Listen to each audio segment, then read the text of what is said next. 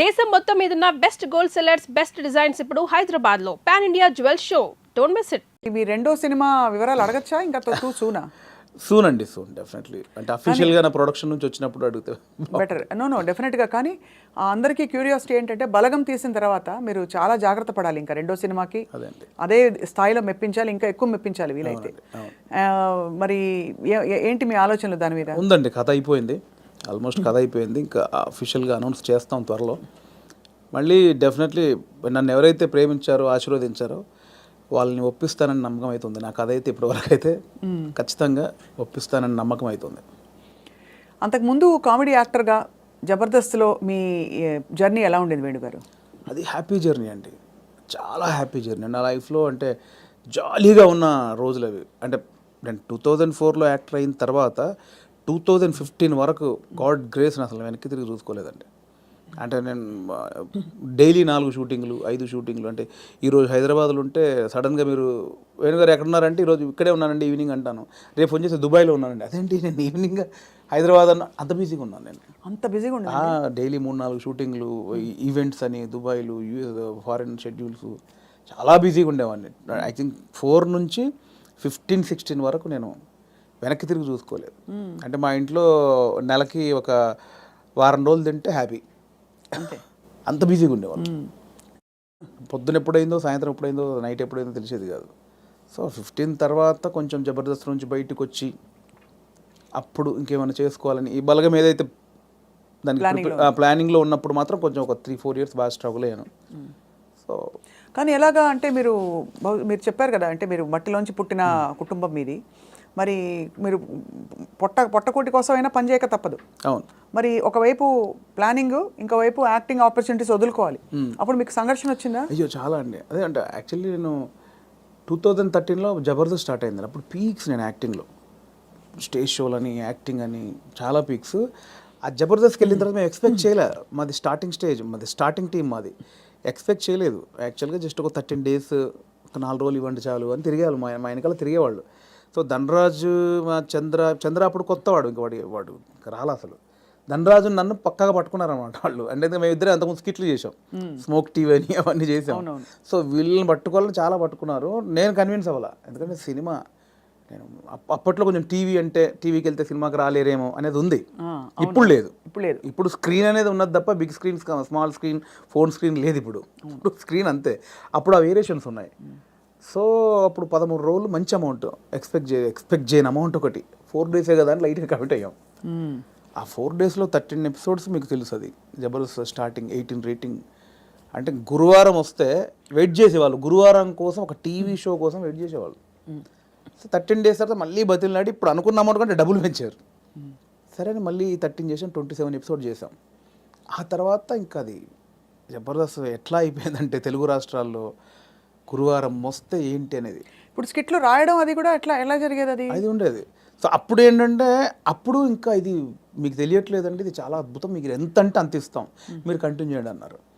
అప్పుడు నేను ఏంటంటే, నాకు సినిమా అనేది, నేను సినిమా కోసం వచ్చాను, ఇది చాలా బాగుంది, చాలా డబ్బులు ఇస్తున్నారు, ఇంటింటికి గడప గడప వెళ్ళాం, రీచ్ అయ్యాం, ఇంత డబ్బులు వస్తున్నాయి, అటు షోలు, రెమ్యునరేషన్ అన్నీ వస్తున్నాయి, కానీ నాకు సంబంధించింది పోతుంది. అవును, నేను సినిమా అనుకున్నాను, దీనికోసం రాలేదు, ఇటు పోతే నా సినిమాకు దూరం అయితే దీని నుంచి బయటకు వచ్చానండి. అబ్బా చాలా పెద్ద ఇదండి. మామూలుగా సెటిల్ అయిపోతాం మనం, పైసలు వస్తున్నాయి కదా ఎందుకు బై నీకు అందుకని బయటికి వెళ్ళాము. బయటికి వెళ్ళాక 1.5 year తర్వాత ఇది రైజ్ అయిపోయింది. అంటే ఇంటర్నెట్ ఫ్రీ అయిపోయి ప్రతి ఒక్కరికి సెల్ ఫోన్ చేతిలోకి వచ్చేసి ఇది వైరల్ అయిపోయింది.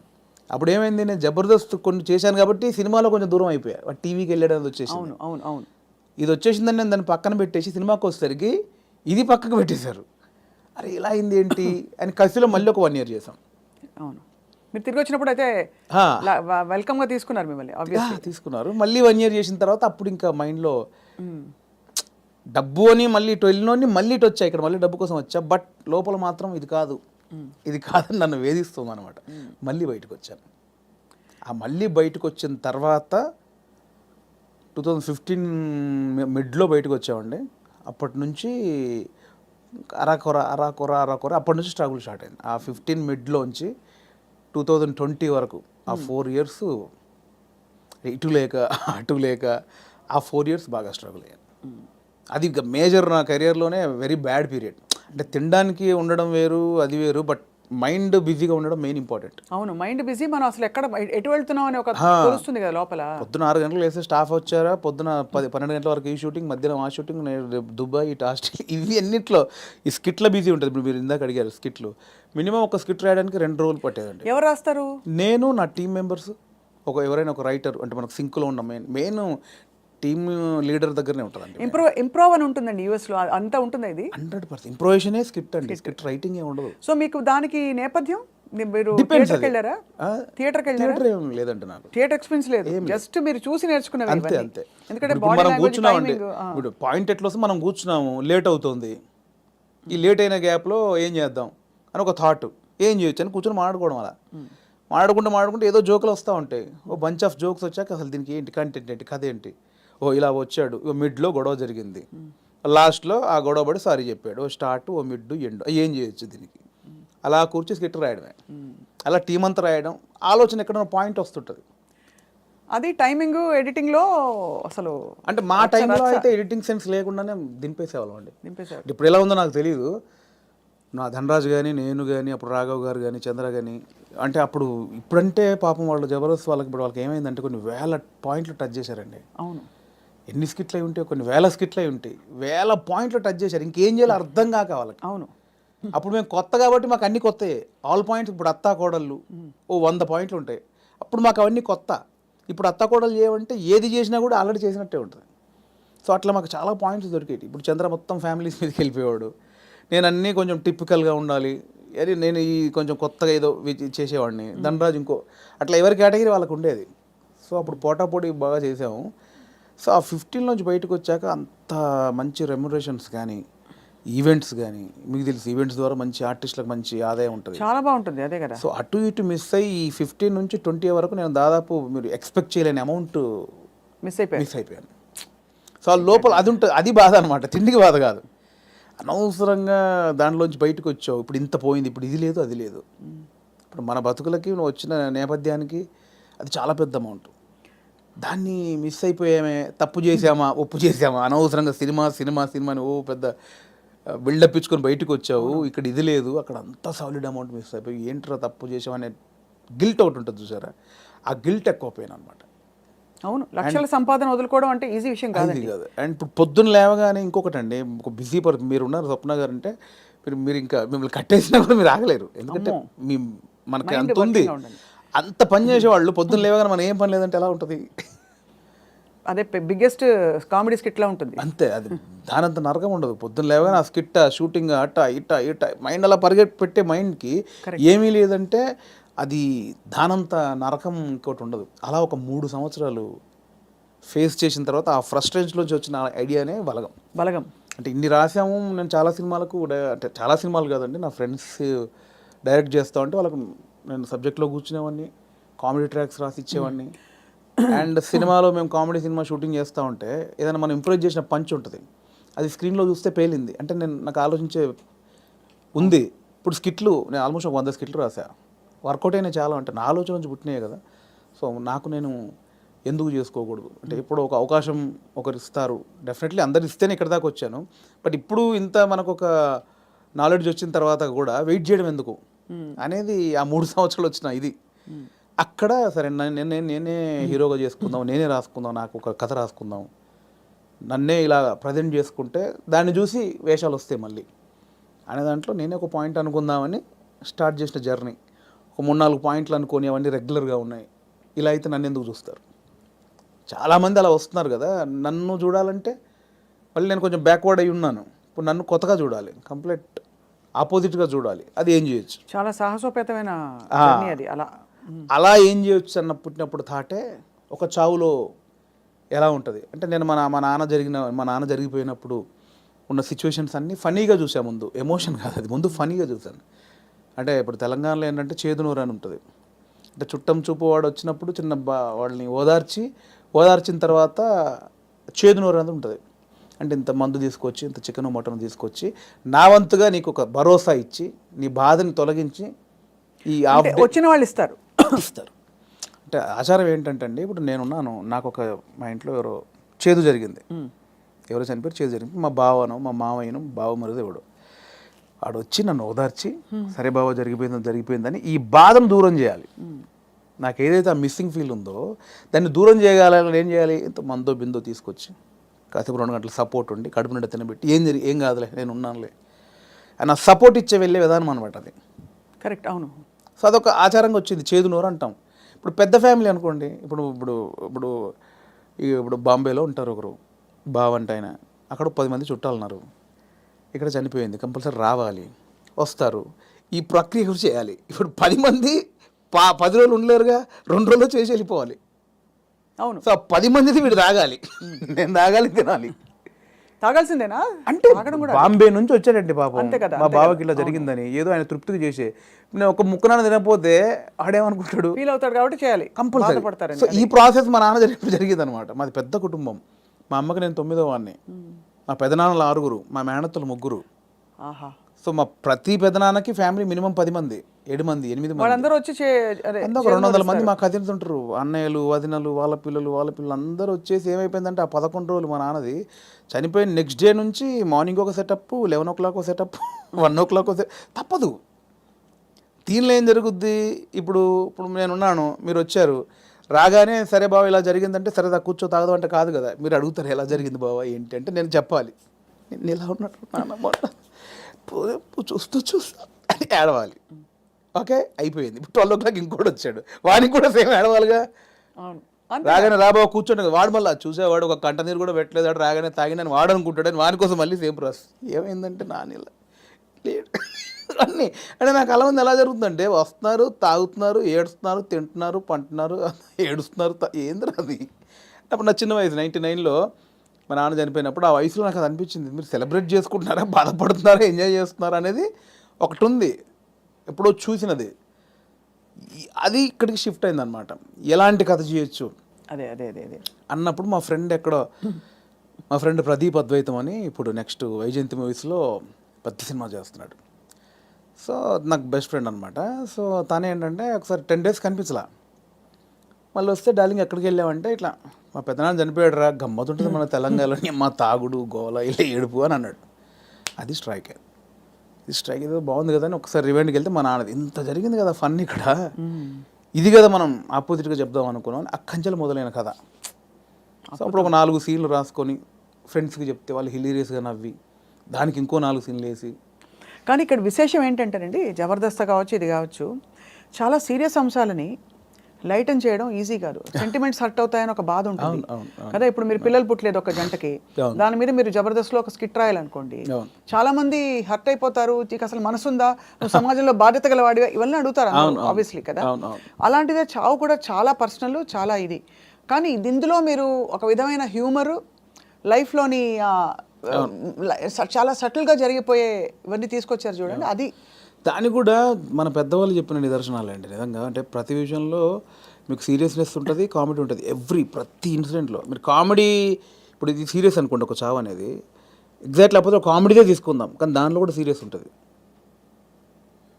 ఇది చావు అనేది సీరియస్ అనుకోండి, దానిలో మనం కామెడీ చెప్పాను నేను, కానీ ప్రాపర్గా ఒక కామెడీ ఎపిసోడ్ ఉందనుకోండి, దాంట్లో సీరియస్ కూడా ఉంటుంది. మనం చూసే దృష్టికోణమే. నాకు ఒకసారి ఏమైందంటే అవునన్నా కాదన్నా అనే సినిమాకి మేము ట్రిప్కి వెళ్ళామన్నమాట. సో తేజ గారు, ఉదయ్ కిరణ్ గారు, సుమన్ శెట్టి, నేను, ధర్మవరం సుబ్రహ్మణ్యం గారు. ఆయన ఒక చోట ఒక మాట అన్నాడండి ఒక ఇంటర్వ్యూలో, ప్రెస్ వాళ్ళు అడిగారు, అదండి అందులో కొంచెం బూత్ ఉందండి, శృంగారం ఎక్కువ ఉందండి అంటే, ఆయన ఒక మాట, ఏ సందర్భమో నాకు తెలియదు, ఒక మాట నన్ను పడిపోయింది.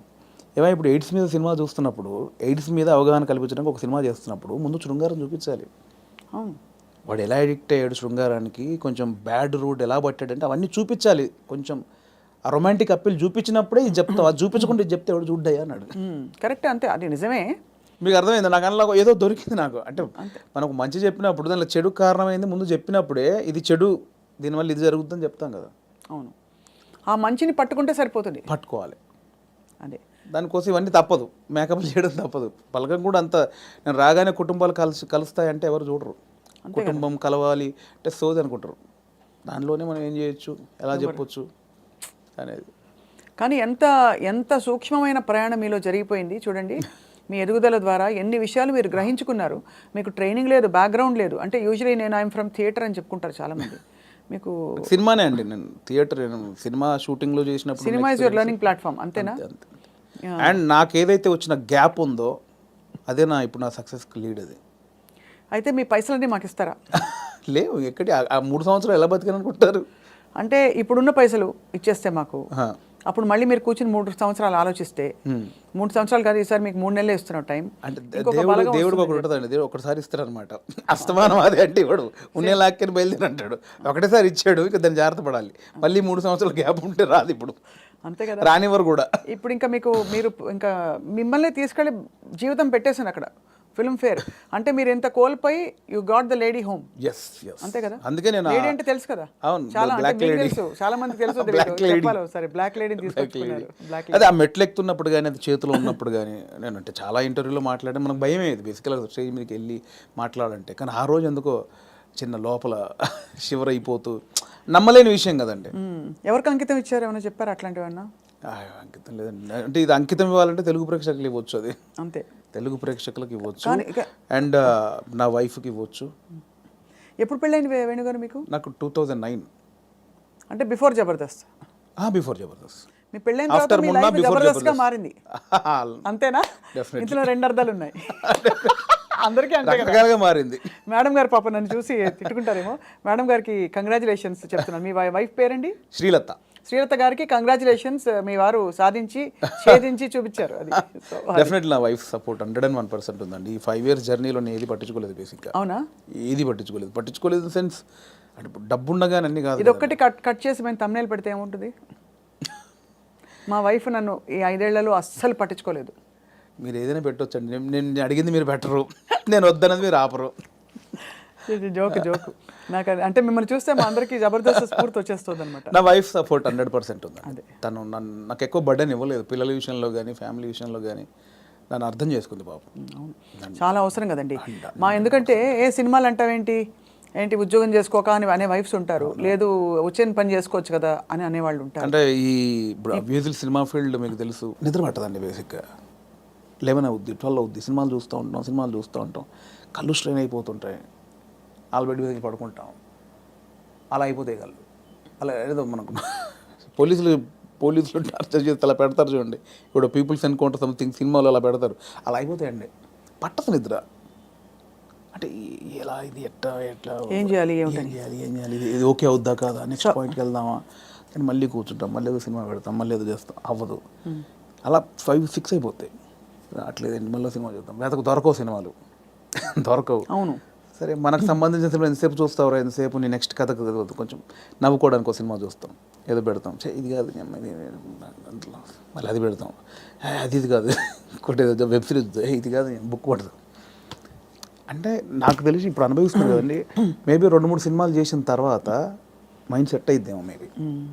దీన్ని అంటే వర్కే లైఫే అనేది నాకు తెలిసి కొంచెం ఎక్స్పీరియన్స్ తర్వాత నాకు అలవాటు అవుతాం. ఇప్పుడేమో ఎంతసేపు ఇంత ప్రేమించారు, ఇంత గౌరవించారు, మంచిది చెప్పాలి, చెప్పకపోతే గౌరవం పోద్దేమో. నువ్వు జెన్యూన్ ఫీలింగే, బట్ అంటే మీరు హ్యాండిల్ చేయాలి కదండి. అండ్ ఇప్పుడు నాకు అంతకుముందు యాక్టర్గా ఉన్నప్పుడు ఎలా ఉంటుందండి, పొద్దున్న స్టాఫ్ వస్తారు, చిన్న 7 o'clock వెళ్తాం, 8 o'clock లొకేషన్ వెళ్ళగానే కలర్ఫుల్గా దిగ్గానే యూనిట్ మొత్తం 200 మంది ఉంటారు, ఎవరెవరు యాక్టర్లు ఉన్నారు, చిన్న సరదాగా ఉంటుంది. క్యారవాన్కి వెళ్ళామా, రెడీ అయ్యామా, తృప్తిగా వచ్చామా, చేసామా, 6 అయిపోయిందా, కథం, ఈ షూటింగ్ అయిపోయింది ఇంటికి. ఇప్పుడు అలా కాదు కదండి, రూమ్లోనే పొద్దున్న లేస్తే ప్రాజెక్ట్ అయిపోయేంత వరకు సబ్జెక్ట్ క్లారిటీ ఉందా, ప్రొడ్యూసర్ ఏమంటాడు, హీరో ఏమంటాడు, ఇది మనం అనుకున్నది కరెక్ట్ వర్కౌట్ అవుతుందా, ఏమైనా డైల్యూట్ అవుతుందా, ఈ దాంట్లోనే అయిపోతుందండి ఎప్పుడు మైండ్. దీనివల్ల నాకు ఏమైందంటే డైరెక్టర్స్ మీద ఇప్పుడు విపరీతమైన రెస్పెక్ట్ వచ్చేసేది నాకు. అంతకుముందు ఏముంది, వీళ్ళు తీస్తారులే సినిమా, వీళ్ళు ఇంట్రా దీనికి ఎక్కువ చేస్తారు అనిపించేది. ఇప్పుడు అది భరించిన తర్వాత నాకు ప్రతి దర్శకుడి మీద రెస్పెక్ట్ వచ్చేసింది. మరి నాకు మొన్న ఎవరో ఒక కథ చెప్తానన్నయ్య, నీకు ఒక చిన్న మీరు ఇంపార్టెంట్ క్యారెక్టరు అంటే, నా దాంట్లో నెక్స్ట్ వీక్ అని 3 వారాలు తోసేసాను. తర్వాత పాపం అనిపించి వస్తానంటే, అన్న మీరు ఎక్కడ రమ్మంటారు, మీ ఆఫీస్కి రమ్మంటారా, లేదా కాఫీ షాప్లో కూర్చుంది, ఇవన్నీ అంటున్నాడు అతను. మీ ఆఫీస్ ఎక్కడ ఉందో చెప్పిన వస్తా, వద్దన్నా మీరు అలా అంటారండి, సారీ అని ఇబ్బంది పెట్టి, అదేం లేదు తమ్ముడు, అంటే నేను మీ ఆఫీస్కి వస్తానా, లేదా కాఫీ షాప్లో కూర్చుందా, నీ ఆఫీస్ చెప్పు, నీ ఆఫీసు నీ టేబుల్ ముందు నీ చైర్ ముందే కూర్చొని వింటాను, నాకు ఎక్కడొద్దని చెప్పాను. ఎక్కడో సందులో చిన్న సినిమా, అక్కడికి వెళ్ళి కథని వచ్చా. ఎందుకంటే నాకు ఆ రెస్పెక్ట్ వచ్చేసింది. అది చిన్న సినిమానే పెద్ద సినిమా అయినా పాపం వాడు ఎంతో టైం పెట్టి ఒక ప్రొడ్యూసర్ని ఒప్పించి ఆ టీంని సెట్ చేసుకొని ఆ ప్రాసెస్ ఉంటుంది చూసారా, అది అనుభవించాను కాబట్టి నాకు రెస్పెక్ట్ వచ్చేసింది. సీరియస్లీ మోసేవాడికే తెలుసు అంటారు కదండి కాబట్టి అవును ఖచ్చితంగా. అది నొప్పి నాకు ఆఫ్టర్ డైరెక్ట్ అయ్యాక తెలిసింది నాకు. What an amazing me journey. ఎన్ని విషయాలు బట్ చాలా చిన్న వయసులో మీరు ఛాలెంజెస్, నాన్నగారు 99లో అవునవును చనిపోయారు కదా. అవును. తర్వాత ఎలా మీ కుటుంబ బాధ్యతలు, మీరు చాలా ఎంతమంది అన్నదమ్ములు? నాకు కుటుంబ బాధ్యతలు నాకు ఏం ప్రాబ్లం ఏం లేదండి. యాక్చువల్గా నాన్న చనిపోయే వరకు అక్కల పెళ్ళిళ్ళని అయిపోయాయి. సో 2 అన్నలు ఉండేవాళ్ళు, చిన్న అన్నయ్య కూడా పెళ్ళి అయింది. నేను మా అమ్మ మార్కెట్లో కూరగాయల వ్యాపారం చేసేవాళ్ళం. సో నాకు బాధ్యతలు లేవు బేసిక్గా. కూరగాయల వ్యాపారం చేశారు, ఇంకా ఉందా లేదా? ఇప్పుడు లేదు, అమ్మతో లాస్ట్ అయిపోయింది. నాది లాస్ట్, నా తర్వాత అమ్మ కొన్ని రోజులు చేసిన తర్వాత. సో నాకు బాధ్యతలు లేవండి అసలు. అక్కడ ఒకటి టెన్షన్ లేకుండా ఉంది. బట్ నేను ఊర్లో ఉన్నప్పుడే డబ్బులు సంపాదించాను కూరగాయల వ్యాపారంలో. ఇండస్ట్రీకి వచ్చాక మాత్రం నేను ఇంటి దగ్గర డబ్బులు అడుక్కొని రాలా. నాకు చిన్నప్పటి నుంచి చేసి ఎవరిని అది లేదు. రెండోది ఒకరి కింద పని చేయడం కూడా ఇష్టం లేదు నాకు. అంటే ఊళ్ళో లోయర్ మిడిల్ క్లాస్లో జీతాలు ఉంటారు, బట్టల షాప్లో కానీ కిరాణా కొట్లో కానీ. నేను ఎప్పుడు అలా లేను. కూరగాయల వ్యాపారం ఏంటంటే నా ఓన్ బిజినెస్ అది. అవును, నా ఓన్. అది 50 రూపాయలు వచ్చినా, నేను రోజుకి 50 రూపాయలు సంపాదించినా, 100 రూపాయలు సంపాదించిన, నా ఓన్ బిజినెస్ అది. నేను ఒకరి కింద నేను జవాబుదారి కాదు నేను బేసిక్గా. అంటే ఏదన్నా నేను హాఫ్గా నాకు లీవ్ కావాలన్నా ఒకరిని అడిగి లీవ్ పెట్టుకునే అవసరం లేదు నాకు, నా ఓన్. సో అది అలవాటు అయిపోయింది. సో అక్కడి నుంచి ఆ డబ్బులు సంపాదించే ఇది వచ్చింది కాబట్టి హైదరాబాద్కి వచ్చాక ఇక్కడ స్టార్టింగ్ స్ట్రగుల్ పీరియడ్లో మనకు మెయింటెనెన్స్కి చాలా ప్రాబ్లమ్స్ ఉంటాయి. నేను ఇంటి దగ్గర అడుక్కోవడానికి నాకు మొహమాట అనమాట. మనమే సంపాదించాం, మనం అడిగేది ఏంటి అని.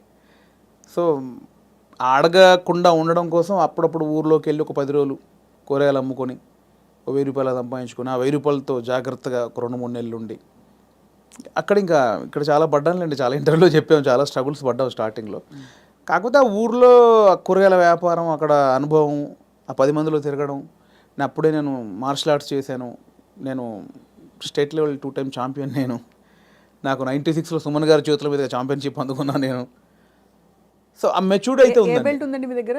Brown belt holder. అప్పుడు షాओलिन కుంగ్ఫూలో నాకు ఒక 60-70 స్టూడెంట్స్. కరీంనగర్లో 2nd ప్లేస్ కొట్టాను, కరీంనగర్లో 1st ప్లేస్ కొట్టాను. ఎన్ని రంగాలు మిమ్మల్ని పిలిచే చూడండి. కళ, క్రీడలు. అంటే కళకు అదే నాందండి కరాటే అనేది. అంటే ఊర్లో ఉన్న వాళ్ళకి ఇది కాదు మన లైఫ్. ఇట్లా నా ఫ్రెండ్స్ లాగా ఇక్కడే పవర్ లూమ్స్ నడుపుకుంటూ కూరగాయలు అమ్ముకుంటూ ఇలా కాదు, ఏదో ఉంది అని.